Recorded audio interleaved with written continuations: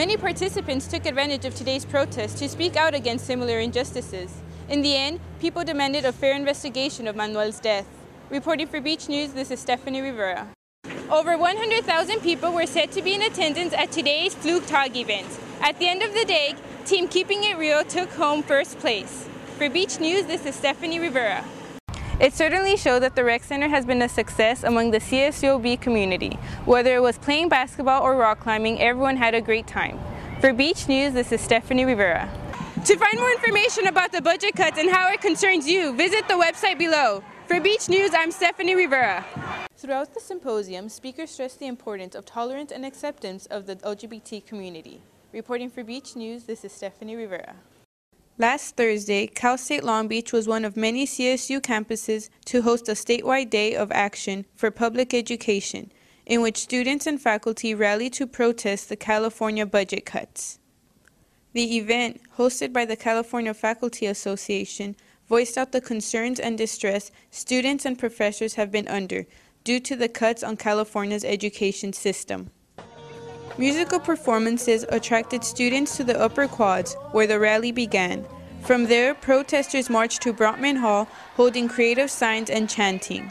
Lisa Vollendorf, a Cal State Long Beach professor, expressed her concerns and reasons for joining the CFA.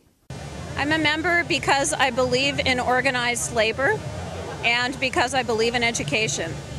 The purpose of the rally is to raise public attention to the dire crisis that we're in the state of California and frankly throughout the entire United States, such that public education is no longer seen as a mandatory public good. And we need people to understand that it will take every single voter and every single person in the country to make a change so our children have a future. I'm a department chair, which means I'm a faculty member, so I have 10.27% less in my paycheck every month. And in addition to that, we have had to cut our programs substantially this year and put a burden on students and on faculty to have more and more students in every single class. And of course, we had to make many, many class cuts at the last minute, which meant we lost lecturers. And we also had affected students' lives in a really negative way. Students also had their say on the issue. I'm really surprised to see the turnout. I honestly didn't think that many people were going to participate, but a lot of people came out to support, and I think it's definitely for a good cause. We can all relate here on campus, and hopefully we can get some attention. I believe that education is a human right and not a privilege and needs to be provided by the government. There could be $300 billion allocated every year by closing corporate tax loopholes for education, and we need to bring that back to California. To find more information about the budget cuts and how it concerns you, visit the website below. For Beach News, I'm Stephanie Rivera.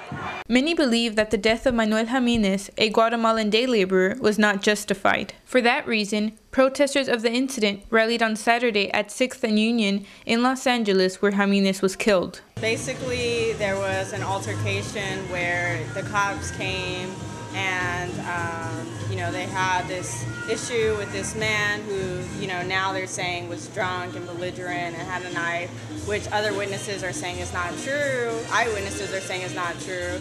And they basically shot him at close range, killing him. Many immigrant rights groups also attended, and everyone had something to say. And so it's a march for justice for Manuel Jimenez. We're marching to have Frank Hernandez arrested and put in jail, and we're marching to hold the entire system accountable.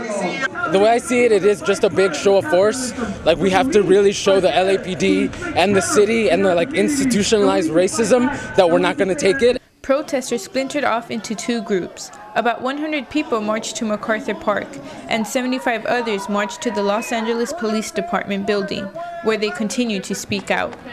And we need to create a system that does not kill Black and Latino people in the street. We need to create a system where a policeman would rather risk his own life than to shoot an innocent Manuel. Many participants took advantage of today's protest to speak out against similar injustices. In the end, people demanded a fair investigation of Manuel's death. Reporting for Beach News, this is Stephanie Rivera.